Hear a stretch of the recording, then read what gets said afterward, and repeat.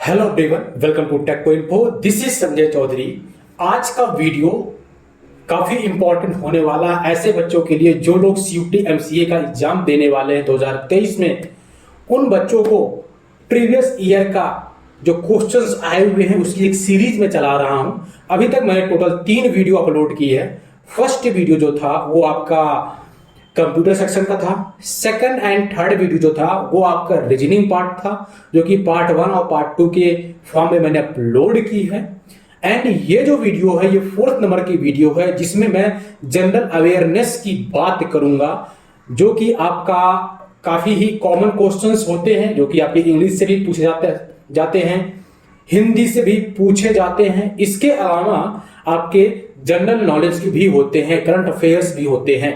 ठीक, इसके अलावा ये जो आपका पार्ट है जनरल अवेयरनेस का, इस पार्ट में 2 फॉर्म में आपको क्वेश्चन मिलेंगे। पहला फॉर्म होगा ऐसे बच्चों के लिए जो कि अपना सब्जेक्ट इंग्लिश चूज कर रखे हैं। दूसरा होगा जो लोग हिंदी चूज कर रखे हैं। इंग्लिश वालों के लिए इंग्लिश में क्वेश्चंस आपको मिलेंगे। ठीक है, जैसे कि कुछ क्वेश्चंस ऐसे होंगे जो कि सिर्फ इंग्लिश वालों के लिए है, जो कि इंग्लिश में लिखा होगा। कुछ क्वेश्चन ऐसे होंगे जो कि हिंदी में होंगे। ठीक है, वो सिर्फ हिंदी वालों के लिए होगा। जैसा कि आपका रीजनिंग में था, रीजनिंग में सेम क्वेश्चन आपका इंग्लिश में भी था, सेम क्वेश्चन आपका हिंदी में था। तो अगर आपको हिंदी आपने चूज किया तो हिंदी में एक्सेप्ट करिए, हिंदी में सॉल्व करिए। इंग्लिश में अगर कर रखा है इंग्लिश में सॉल्व करिए। मैथ में भी सेम प्रोसेस था, लेकिन जनरल अवेयरनेस में अलग अलग है कि अगर आप हिंदी चूज कर रखे तो आप हिंदी वाला पार्ट टच करेंगे। ठीक है, अगर आपने इंग्लिश चूज कर रखा है तो आप इंग्लिश वाला पार्ट टच करेंगे। राइट, दोनों के क्वेश्चन डिफरेंट हैं, लेकिन क्वेश्चन नंबर एक ही है। ठीक है, जैसे कि पहला जो क्वेश्चन है उस पर हम चलते हैं। पहला आपका जो क्वेश्चन है आप स्क्रीन पे देख रहे होंगे कि क्वेश्चन नंबर 1 है। ठीक है, क्वेश्चन नंबर 1 में ये आपका इंग्लिश में दिया गया है। ठीक है, और ये जो क्वेश्चन है वो हिंदी में दिया गया है। क्वेश्चन नंबर 1 ही है, उसको हिंदी में पूछा गया वो अलग क्वेश्चन है, हिंदी में जो पूछा गया वो अलग है, इंग्लिश में अलग है। राइट, तो अब हम सॉल्व करते हैं। आई थिंक आपको समझ में आ गया होगा जनरल अवेयरनेस का जो क्वेश्चन पैटर्न होता है किस बेसिस पे होता है। राइट, तो पहला जो क्वेश्चन है पूछ रहा है, from among the 4 option given choose the correct sequence of the 4 phrase given below to make a meaningful sentence.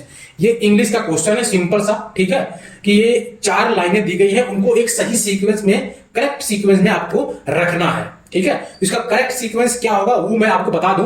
पहले का क्वेश्चन का वो होगा आपका सबसे पहले, having asked ourself repeatedly whether the pandemic might finally be over, many of us willing to lower our guard and our masks।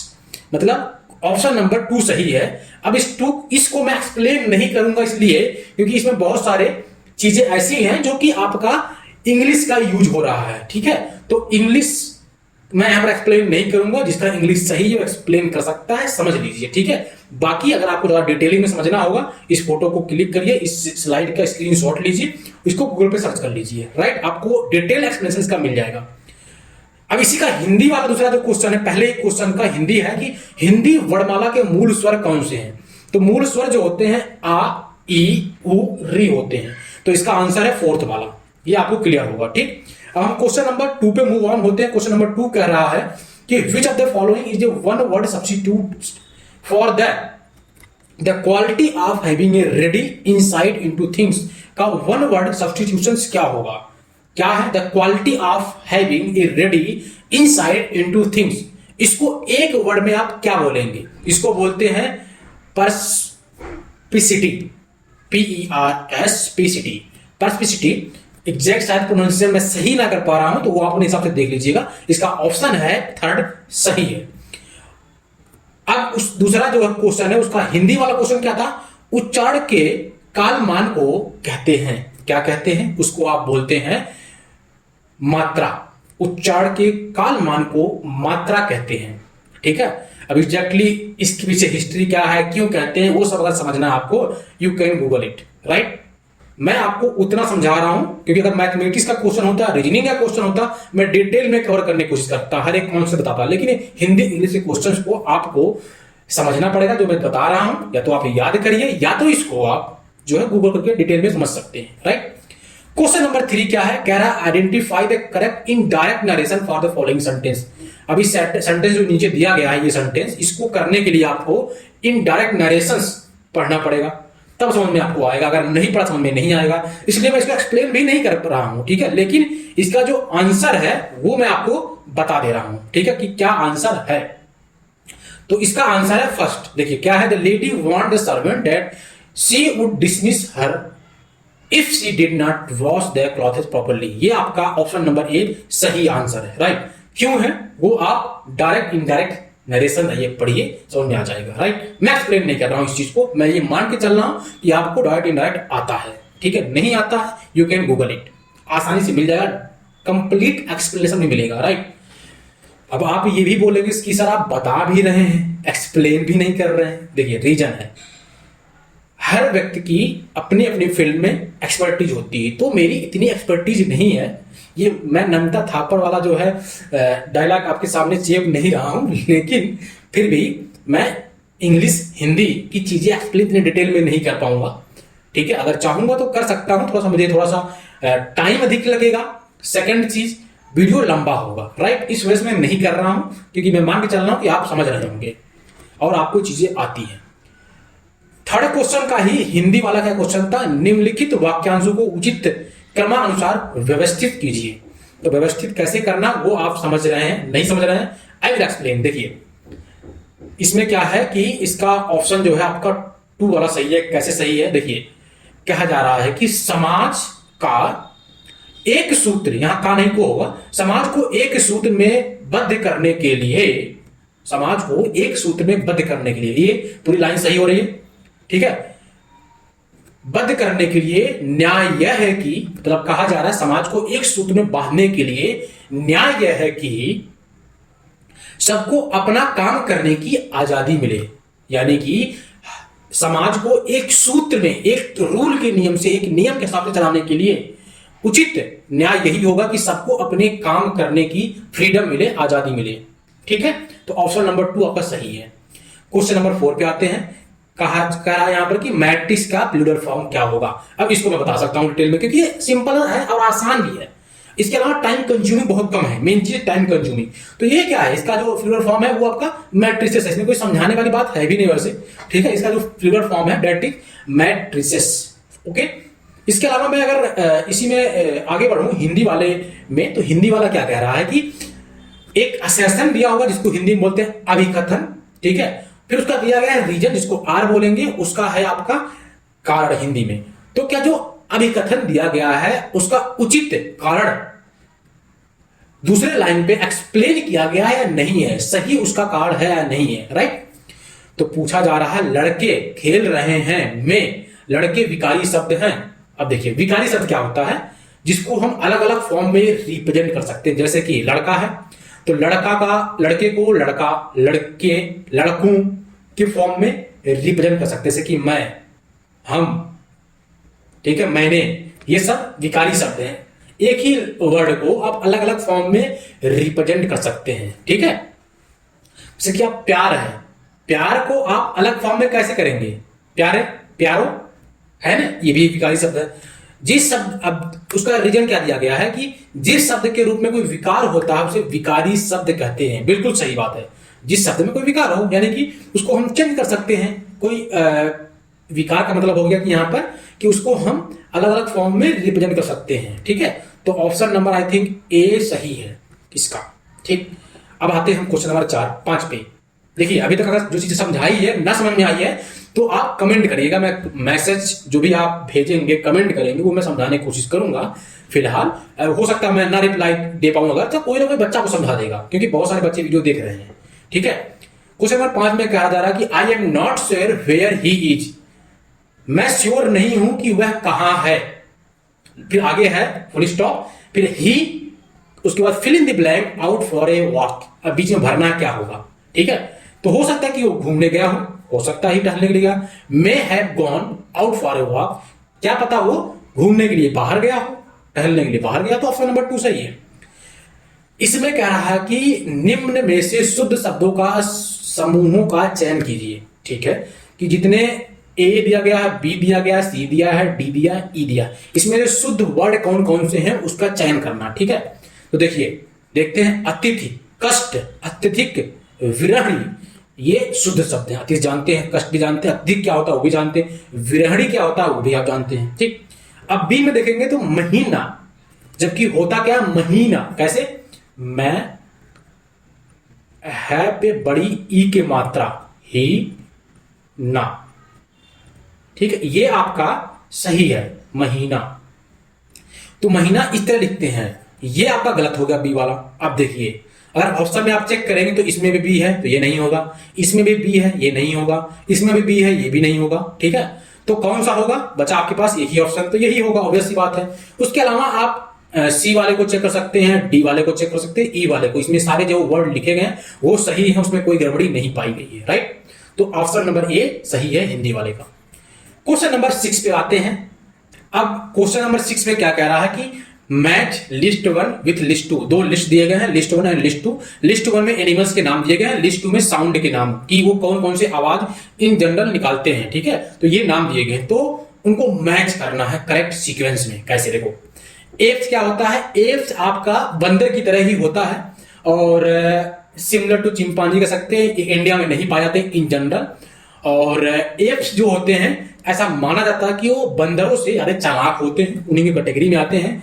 Chimpanzee आपने शायद देखा होगा जो है, तो चिंपांजी जो होते हैं उनसे उनकी शक्ल लगाओ मैच करती है, सिमिलर होते हैं, लेकिन जो हरकतें होती है वो बंदर की तरह होती है। ठीक है, तो एप्स का जो आवाजें निकालते हैं वो होता है आपका गिबर, सेकंड वाला सही है। राइट, उल्फ्स, उल्फ्स कौन सी आवाजें निकालती हैं, उल्फ्स तो आवाज जो निकालते हैं उल्फ्स में भेड़िया होते हैं, वो हॉल की आवाज निकालते हैं, जो WL। राइट, इसके अलावा लैम्प्स, लैम्प्स में मेमना। ठीक है, तो मेमने कौन सी आवाज निकालते हैं, वो निकालते हैं ब्लेड करते हैं। पिग में शुगर होते हैं, शुगर करते हैं स्क्वेल। राइट, ये आपके करंट सीक्वेंस है, यानी कि ए का होगा सेकंड, ए का सेकंड कहाँ है, दोनों में है, यहाँ भी है यहाँ भी है।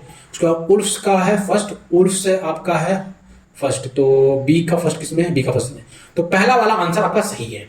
राइट, ना समझ में आए वीडियो को पीछे करिए, दोबारा समझने की कोशिश करिए।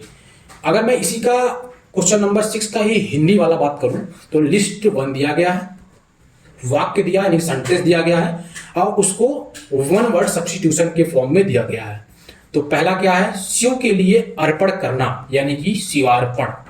अगर बी वाला देखेंगे लिखा हुआ आंखों के सामने होना, यानी कि प्रत्यक्ष रूप से आप खुद देख रहे हैं, तो इसका हो जाएगा आपका, ये वाला आपका मैच हुआ इससे, एंड बी वाला ऑप्शन मैच हुआ थर्ड से। ठीक है, एंड इसके बाद ए वाला सेकंड से, बी वाला थर्ड से। इसके अलावा काम करने की बढ़ती हुई रुचि, क्या बोलते हैं उसको, उत्साह, आपका उत्साह बढ़ रहा है। ठीक है, दुख, दूसरों के सामने दूसरे के दुख को अपना दुख समझना, यानी कि सहानुभूति।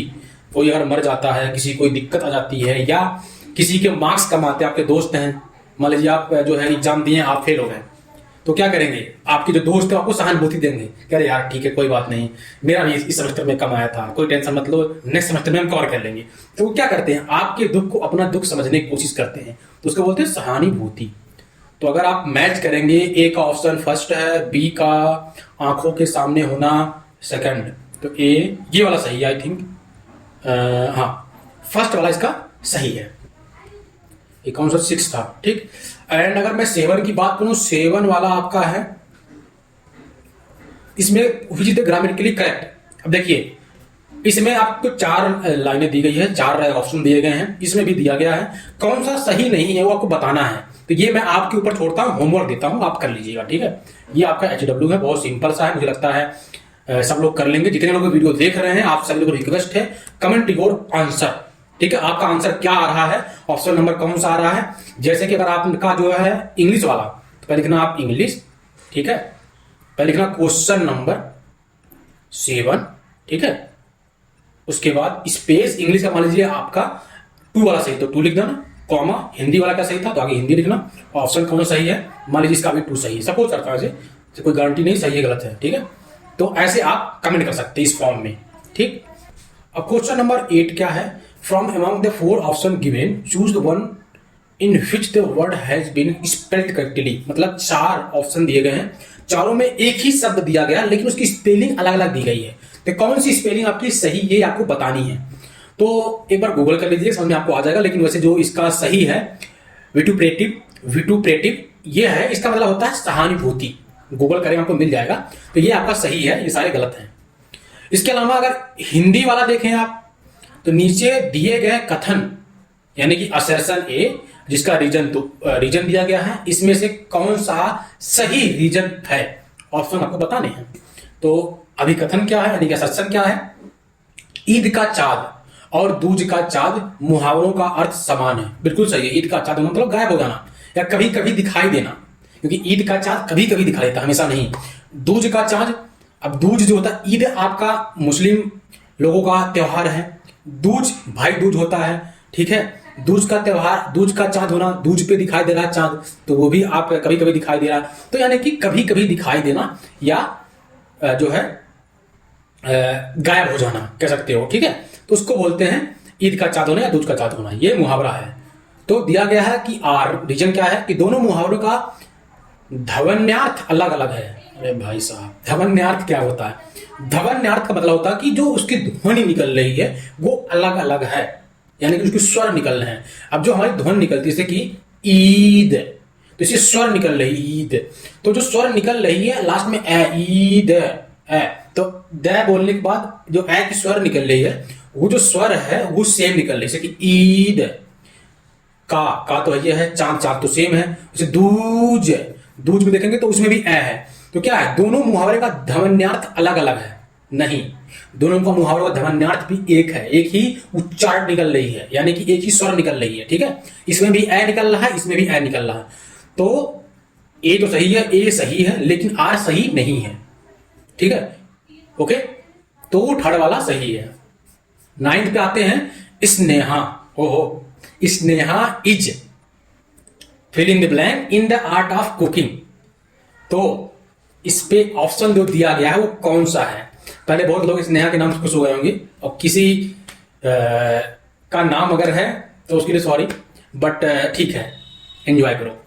Sneha is fill in the blank in the art of cooking. अब इसमें कौन सा ऑप्शन सही है? ठीक है, तो देखिए, adapt, adopt, adept, admit. Admit मतलब स्वीकार होना, स्वीकार करना, ठीक है। एडाप्ट क्या होता है? अगर आपको एडाप्ट नहीं पता, बता दूं, मतलब होता है कि अनुकूल, यानी कि मेरे अकॉर्डिंग कोई चीजें हो रही है, मेरे अनुकूल हो रही है, अनुकूल हो रही है।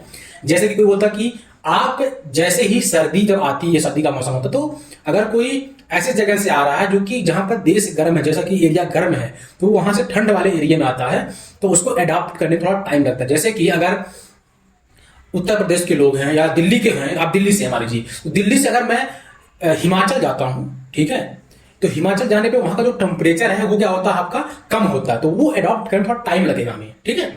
स्वीकार करने में हमें टाइम लगेगा, उसके अनुकूल होने में टाइम लगेगा, ठीक। एडॉप्ट क्या होता है? एडॉप्ट मतलब होता है कि अपनाना, हमने किसी चीज को अपना लिया, जैसे कि किसी बच्चे को आपने गोद ले लिया, हमने एडॉप्ट कर लिया, ठीक है। होता नहीं कि कोई बच्चा है जिसने किसी के माँ बाप ने पैदा कर दिया, उनके पास इतनी क्षमता नहीं है कुछ बच्चे को पाल पोस सके, तो लोग एडॉप्ट कर लेते हैं, तो उसको एडॉप्ट बोलते हैं। एडप्ट क्या होता है? एडप्ट मतलब होता है कि आपका किसी चीज में आप बहुत अच्छे हैं। अच्छे का मतलब क्या होता है कि सपोज करिए कि आप पढ़ने में अच्छे हैं, या आपका मैथमेटिक्स काफी अच्छा है। Sneha is good in mathematics, Sneha is good in art of cooking, ठीक है। तो उसकी जगह यूज कर सकते हैं आप adapt. Sneha is adapt in the art of cooking, Sneha is adapt in running, Sneha is adapt in the art of talking, art of gestures. Sneha ये गेस्चर, जो बॉडी का गेस्चर्स होते हैं, उसको प्रेजेंट करने में वो जो है निपुण है, शुद्ध शब्द होता है निपुण, ठीक है। तो ये सही है, या निपुण कह सकते हो, या अच्छी है, ठीक है। ये आपका सही एक्सप्लेनेशन है, ठीक है। कुछ ज्यादा एक्सप्लेन कर दिया मैंने इसको।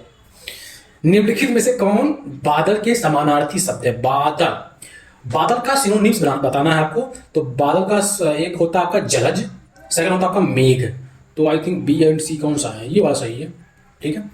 10 पे आते हैं, choose the correct preposition to complete the following sentence. एक प्रीपोजिशन दिया गया है, उसको कंप्लीट करना है, ठीक है, कौन सा सही है। देखिए क्या है, रामानुजन इज ए गुड, किसमें? At mathematics. आई थिंक 10 का फर्स्ट वाला सही है, ठीक है। क्यों? देखिए, कोई बंदा ऐसा है, किसी चीज की तारीफ की जाती है, जैसे कि आप अच्छे हैं जो है कुकिंग में, तो जैसे कि मेरा नाम संजय है, Sanjay is good in cooking, in नहीं लिखेंगे, at cooking. Sanjay is good in teaching, in नहीं लिखेंगे, एट लिखेंगे, Sanjay is good at teaching. ऐसे ही जैसे कि आपका ऊपर स्नेहा वाली बात थी, तो यहां पर लिख सकते हैं Sneha is good at the art of cooking, किसी चीज की तारीफ की जा रही है, ठीक है, तो वहां पर आपका यूज होगा एट, राइट। जो मुझे ऐसा मैंने समझा पढ़ा है उसके हिसाब से, अगर भाई मैं कहीं गलत दिख रहा हूं आपको तो कमेंट करिएगा, ठीक है। अब देखिए हिंदी वाला है, ये हिंदी वालों के लिए है, अगर आप हिंदी चूज की तो आपके लिए है, इंग्लिश चूज की तो आपके लिए है, राइट। तो अपने हिसाब से देख लीजिए, मैं तो बोलूंगा दोनों समझ लेना तो बेहतर रहेगा आप लोगों के लिए। इसमें तारा कौन से युग में, कौन से जोड़े विपरीत आर्थी यानी कि विलोम शब्द हैं, यानी कि अपोजिट्स हैं, ठीक है, एंटोनिम्स हैं। देखिए अध उधर्व, देखिए भाई साहब इसका जो मीनिंग है थोड़ा सा वो डिफिकल्ट है, थोड़ा सा प्रोनाउंस जो है हिंदी का जो प्रोनाउंसिएशन है वो भी डिफिकल्ट है। आई थिंक उधर्व पढ़ेंगे हमें, अध उधर्व। तो इसका जो सही आंसर है वो मैं बता देता हूं आपको कि कौन कौन से युग सही नहीं है, ठीक है। देखिए एक अध और उधर्व, इसका मतलब तो नहीं पता, लेकिन मैंने इसको समझा तो अध उधर तो पहले छोड़ देते हैं, ठीक है, सही है नहीं कुछ छोड़ दो। पहले आप बी पे आइए, सूची एंड असूची। सूची मतलब होता है कि कोई भी चीज है, मान लीजिए कि ज्ञान अज्ञान का विलोम शब्द ए लगा दिया, अज्ञान हो गया। ऐसे ही सूची असूची, आगे ए लगा दिया तो विलोम शब्द हो गया, ठीक है। तो ये वाला आपका सूची असूची, ये वाला आपका सही है। क्या सही है? ये आपका विलोम शब्द है, सूची वाला, ठीक है। एंड दूसरा क्या हो गया आपका मंगल शुभ। देखिए शुभ मंगल आपने सुना होगा, तो ये लगभग एक तरह सायोनिम की तरह सोच सकते हैं, सिमिलर वर्ड है, तो ये आपका होगा सी भी सही है, ठीक है। इसके अलावा अगर आप देखेंगे डी के कौड़ा दया, किसी के ऊपर दया करना, कौड़ा करना, ये भी लगभग सिमिलर है, तो ये विपरीत शब्द नहीं है। तो ये आपके देखिए, अब देखिए यहां पर 3 तो मिल गए हमें। स्वर्ग अपवर्ग, अब स्वर्ग क्या होता है, स्वर्ग आप जानते हैं। अपवर्ग क्या होता है, यानी कि आपको मोक्ष की प्राप्ति के लिए कोई कदम उठाते हैं, उसको शायद अपवर्ग बोलते हैं। If I am wrong then correct me in the comment section. तो मेरे हिसाब से बी सी डी जो है वो सही विपरीतार्थी युग में नहीं है मेरे हिसाब से। तो सी तो आपका होगा ही, डी भी होगा, तो पक्का है। सूची असूची, देखिए अगर आप ध्यान से देखेंगे तो सी एंड डी तो आपके मैक्सिमम में है। देखिए सी यहां भी है, सी यहां भी, सी यहां भी, सी यहां भी, तो पक्का है सी, ठीक है। क्योंकि करुणा एंड दया, ठीक है, करुणा एंड दया, तो डी भी आपका यहां भी है, डी यहां भी है, ठीक, 2 जगह है। अब देखिए बी ई होगा कि नहीं होगा, स्वर्ग अपवर्ग, तो स्वर्ग एंड अपवर्ग, स्वर्ग का विपरीत, तो स्वर्ग का विपरीत मेरे हिसाब से अपवर्ग तो नहीं ही है, ठीक है, ये तो सही है। तो ई वाला, तो ये हमारा हो गया, देखिए C D E, option number 4 सही है। क्यों सही है? स्वर्ग मतलब था स्वर्ग, अपवर्ग मतलब उसके लिए प्रयास, मतलब मोक्ष की प्राप्ति करने के लिए प्रयास करना, कोई कदम उठाना। अब कदम उठाएंगे तभी तो आप वहीं पहुंचेंगे स्वर्ग में, तो उससे ही रिलेटेड शब्द है, लेकिन ये है कि एग्जैक्टली आप कह सकते हैं विलोम शब्द नहीं है। तो ये दोनों आपके सही हैं और ये आपके आंसर होंगे C D E, option number 4 सही है, ठीक है। अगर मैं क्वेश्चन नंबर 11 देखूं तो क्वेश्चन नंबर 11 जो अगर देखेंगे आप ध्यान से, तो इसमें हमने हिंदी वाला पार्ट नहीं लिखा है। क्यों नहीं लिखा था? क्वेश्चन में हिंदी वाला पार्ट था, लेकिन जो क्वेश्चन इंग्लिश में लिखा है उसी सेम को ट्रांसलेट किया गया है हिंदी में। तो ये जो क्वेश्चन है 11 नंबर क्वेश्चन, ये सिर्फ हिंदी वालों के लिए नहीं है, सिर्फ इंग्लिश वालों के लिए है, दोनों के लिए है, हिंदी इंग्लिश या किसी और लैंग्वेज वालों सबके लिए है, ठीक है। तो इसलिए ये जो आपका क्वेश्चन है सबके लिए कॉमन है। तो ये बात आप समझिएगा कि जिसमें हिंदी एंड इंग्लिश लिखी गई है, लेकिन वो अलग अलग क्वेश्चंस हैं, तो इंग्लिश वाले इंग्लिश चूज करेंगे, हिंदी वाले हिंदी चूज करेंगे। लेकिन जो लोग हिंदी इंग्लिश चूज कोई भी कर रखे हैं, लेकिन जिस क्वेश्चन में English and Hindi and English दोनों क्वेश्चन सेम है, बस ट्रांसलेट किया गया, उसको सबको करना है, ठीक। रिवर्सिंग रोज एक डॉक्यूमेंट्री फिल्म सेंटर्ड ऑन, यानी कि रिवर्सिंग रोज एक डॉक्यूमेंट्री फिल्म थी, वो किस चीज पर निर्धारित थी? अमेरिका में जो एबॉर्शन लॉ था उसी से संबंधित, उसी के राइट से संबंधित एक डॉक्यूमेंट्री बनाई गई थी। और उसके राइट्स के बारे में ही बात किया गया इस डॉक्यूमेंट्री में। तो ऑप्शन नंबर बी सही है, debate on the abortion rights. Question number 12 क्या कह रहा है कि match list 1 with list 2। List 1 दिया गया, लिस्ट 2 दिया गया, जिसमें लिस्ट 1 में नोबेल प्राइज विनर्स दिए गए हैं और लिस्ट 2 में एरिया या सब्जेक्ट दिया गया है। ठीक है, किस फील्ड में उन्हें नोबेल प्राइज मिला था। तो ये जो क्वेश्चन है वो बहुत ही सिंपल है, लेकिन ये आपका जनरल नॉलेज का भैया है। अगर आपने पढ़ा होगा तब समझ में आ जाएगा। ठीक है, ये आपको याद करना पड़ेगा। तो क्वेश्चन नंबर 12 का जो है ये कॉमन सबके लिए ये भी है। पहला जो है मोहम्मद यूनुस किस फील्ड में जो है अपना नोबेल प्राइज लिए थे या मिला था उन्हें। तो किस फील्ड में मिला था ये जानना बहुत जरूरी है। तो आई थिंक इकोनॉमिक्स के फील्ड में इन्हें मिला हुआ था नोबेल प्राइज। ठीक है, 12 नंबर क्वेश्चन में जो ए वाला ऑप्शन है मोहम्मद यूनुस का, इसको मैच करेंगे हम इकोनॉमिक्स से। राइट, उसके बाद एब्दस सलाम है, इन्होंने नोबेल प्राइज जीता था या इनको दिया गया था किस फील्ड में। आई थिंक इनको मिला हुआ था फिजिक्स के क्षेत्र में। ठीक, एंड वेंकटरमन रामाकृष्णन, तो वेंकटरमन रामाकृष्णन को मिला हुआ था, मेरे हिसाब से इनको मिला हुआ था आई थिंक। तो ये जो है केमिस्ट्री के फील्ड में इन्हें नोबेल प्राइज मिला था। मारिया रेसा, इन्हें पीस के फील्ड में मिला था, शांति पुरस्कार इन्हें दिया गया था। ठीक है, तो आई थिंक आपका मैच कर रहा मोहम्मद यूनुस का है थर्ड, ये वाला। ठीक है, ये तो मिल रहा आपका बी वाला सही है, यानी सेकंड ऑप्शन सही है।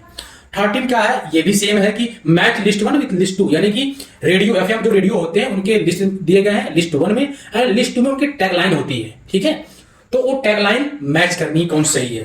पहला है रेडियो मिर्ची की क्या टैगलाइन है।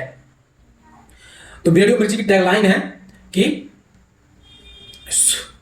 मिर्ची सुनने वाले हमेशा खुश रहें। ठीक है, तो रेडियो मिर्ची सुनने वाले हमेशा खुश रहें।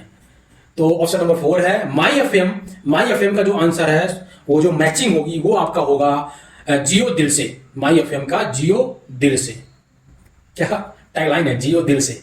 ठीक है, एंड बिग एफएम का आपने शायद सुना होगा, धुन बदल के तो देख। बिग एफएम का जो टैगलाइन है धुन बदल के देख। रेडियो 1 जो है उसका जो टैगलाइन है that is international Indians, radio 1 का। ठीक है, तो रेडियो मिर्ची का हो गया 4th, तो ए का फोर्थ इसी में मैच कर रहा है, तो ए का 4th यही सही हो गया। आगे हम क्या मिलाएं, आई थिंक मैच भी कर सकते हो, सही जा रहा है। ठीक है, सही है। ऑप्शन नंबर 14 पे जाएंगे, ये भी मैचिंग वाला क्वेश्चन है। देखिए मैचिंग वाले क्वेश्चन कितने आ रहे हैं। ठीक है, तो लिस्ट 1 में ऑथर के नाम दिए गए हैं, लिस्ट 2 में टाइटल ऑफ द बुक दिया गया है कि इस बुक के जो टाइटल है वो कौन से ऑथर ने लिखे हैं या कौन से ऑथर ने कौन सी बुक को लिखा है। ठीक है, तो इसका जो आंसर होगा यानी कि जो मैचिंग हो क्या होगा, सलमान रशीद। तो इन्होंने जो लिखा हुआ था वो आपका था मिडनाइट चिल्ड्रन, ये बुक लिखी थी इन्होंने। इसके अलावा अरुंधति रॉय ने लिखा हुआ था आपका the God of small things. ठीक है, किरण देसाई ने जो लिखा था वो था द इनहेरिटेंस ऑफ लॉस। ठीक, and Arvind Adiga the white tiger. I think आपका मैच कर रहा ऑप्शन नंबर 4। ठीक है, 4 मैच कर रहा। ये आपके रहे 14 क्वेश्चंस। इसके बाद इसी का पार्ट 2 जल्द ही आ रहा है। ठीक है, और उस वीडियो को देखिएगा, आप लोग समझने की कोशिश करिएगा एंड इसको आप लोग शेयर भी करिए जितने लोगों, क्योंकि अभी समय बहुत कम बचा है। जितने लोग इस वीडियो को देखेंगे उतने लोगों का सहयोग हो सकेगा, हेल्प हो सकेगा। तो please share this video. And अभी इसी में लगभग 14 या 15 क्वेश्चन बचे हुए हैं जनरल अवेयरनेस का, वो भी मैं जल्दी कवर करूंगा नेक्स्ट वीडियो में। तो यहीं पर हम एंड करते हैं अपने वीडियो को। एंड वीडियो को एंड तक देखने के लिए thank you so much, and please share this video with your friends. It is my humble request, and if you are new at my channel please subscribe our channel. आपको अगर इस video से help मिल रही है तो हमारा help तभी हो पाएगा जब आप सब्सक्राइब बटन पर दबाएंगे, साथ में बेल आइकन प्रेस करेंगे। ठीक है, वीडियो को जरूर लाइक करें क्योंकि आपके लाइक से हमारा बहुत बड़ा सहयोग हो जाता है, क्योंकि आपको एक लाइक करनी है। क्योंकि अगर आप लाइक तभी करें जब आपको ये चीजें समझ में आ रही है, ये कंडीशनल बोल रहा हूं। ठीक है, क्योंकि अगर आपको समझ में नहीं आ रही चीजें तो आप क्यों लाइक करेंगे। लेकिन अगर आपको कुछ भी इस वीडियो से समझ में आई है, कुछ भी हेल्प मिला तो प्लीज लाइक। इस वीडियो को हम टारगेट रखते हैं कम से कम 50 लाइक्स इस वीडियो का। ठीक है, thank you for watching, we will meet very soon in our next video. तब तक के लिए जय हिंद।